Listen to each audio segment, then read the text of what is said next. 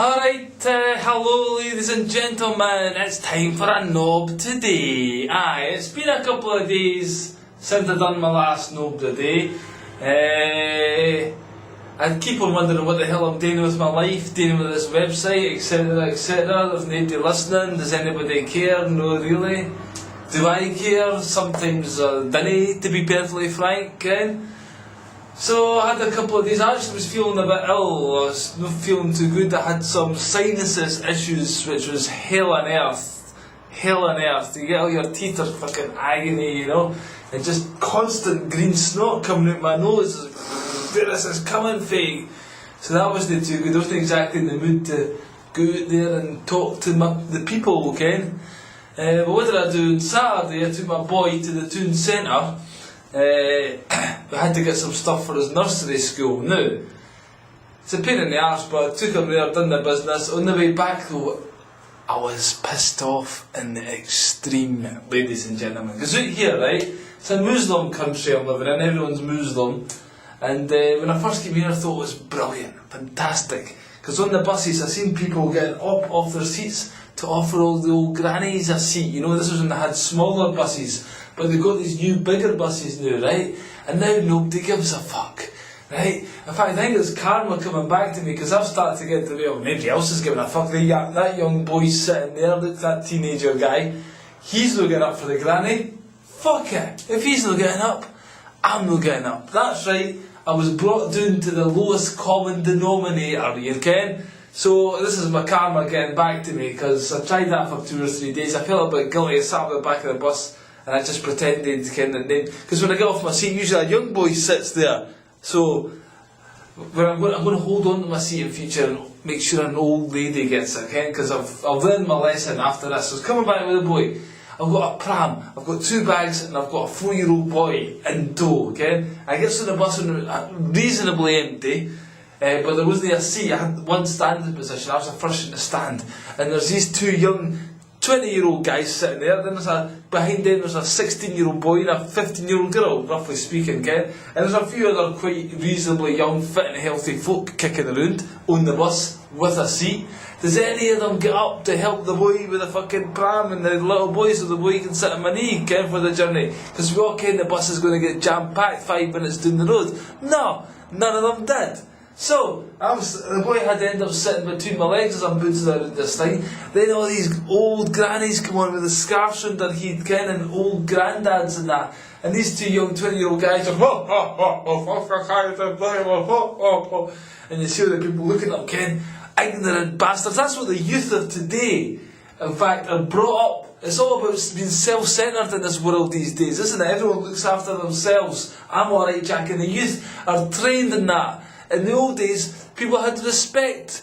I don't say respect old people just because they're old, that's not the point. The point is they're old, their bones are a bit fucking tired. They could do with a seat, pal. You're 20-year-old, it wouldn't kill you to get up off your arse, would it?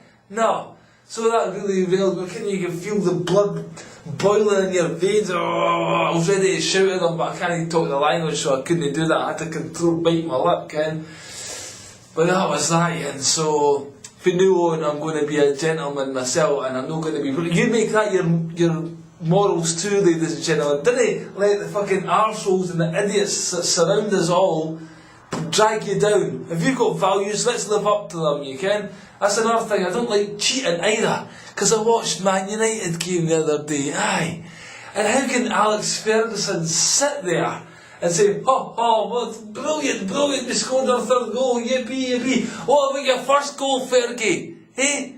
Do you think, who is it, Tottenham would have got the penalty if it was at the other end, if Edwin van der Sar came out and got the ball and the man fell over? I think Tottenham would have got the penalty. No, they fucking wouldn't. Hey? So how come Man United get it?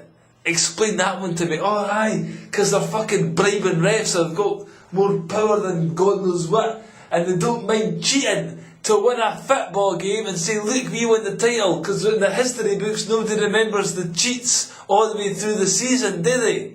So Fergie, take your Man United and stick them up your arse. And I say that as a Liverpool supporter, so that's why I'm even more pissed off. In fact, I heard, I never seen it, but apparently Liverpool's first goal at the weekend, it was a dodgy free kick. But it wasn't as dodgy as the Man United penalty, shall we say, Ken? Why did the referee send the goalkeeper off? Answer me that one. Because he knew he was cheating as well. Why did referees wear black? Same as priests wear black. Because they're all a bunch of lying bastards, that's why. I don't like football anymore, ladies and gentlemen. I'm fucking sick of football. Why am I spending my time and energy putting it into this fucking stupid game where a ball getting kicked around the field? It's got to stop, Ken. Another thing that's annoying me these days is Susan Boyle, right? Everyone in the whole world's now fucking a huge Susan Boyle fan. She's a lady, she's an ordinary, ugly Scottish woman that's got talent. Hip hip hooray! Fucking hip hip hooray! Everybody get behind Susan Boyle, touch my heart! See that ugly woman sing like that! Oh, did they get me wrong? She's a perfectly nice woman, I'm sure, Ken. And she's got a fucking lovely voice, by the way. No doubt about it, right? But do you think we'd all be getting our knickers in a twist if she was some gorgeous birthday one and something like that? No, we wouldn't. It's uglyism and it's manifestation, and we're all fucking pandering to it as usual. We all think it's good to let the ugly woman have a fucking, get out there and spread our talents to the world. We're all saying, oh, look at this is brilliant, one of us ugly people made it, oh, brilliant. No, do you see the look at Simon Kibble's face when she was singing? He's like, ha ha ha, I'm going to make fucking millions for this shit, ha ha ha ha, oh. You just see the pound signs going ding ding in front of his eyes, Ken, which is no do why he set the programme up in the first place, and I suppose good luck to him, but I just don't like the way she's now getting. She's going to get married. She's had her hair done. Fair enough, it probably needed done. But now she's going to be tailor-made for celebrity culture, and we're all going to get wrapped in the celebrity world another fucking level, aren't we? Because we're all talking about Susan Boyle. If she wrote her own songs, I'd have a lot more admiration for her, shall we say. Did I get me wrong? She's got a good voice. There's no denying that. She impressed the hell out of me, right? But I just didn't like the way the media latches on everybody wants a piece of her now. Oh, come and do your interview, we'll give you a book, blah blah blah, Ken. Why do you think they're doing that? Because they love Susan Boyle in their face? No, because there's fucking money in it for them. It's a story they can spread around the world and keep us all trapped in this illusion that we're all living in. Ken, this illusion of life is swell if you're fucking famous. Well, I'm no famous, nobody gives a fuck about me, but I still do it. I still carry on, I persevere for you, for me, for anybody who's listening, I don't know. Oh, Christ, aye. So, that's my Nob Today. 3 things that piss me off. I'm thinking about changing the scope of this website. I'm thinking about, I do a bit of research on conspiracy theories now and again, Ken. So I'm thinking about discussing them more often and getting to the meat and bones of what's wrong with society and how we can solve it, Ken. The first one being is, everyone should get their job and tell their manager to shove up their arsehole and start fending for themselves on this planet. And stop praying to gods to save the world, because that's not going to happen. We've got to do it for ourselves, haven't we?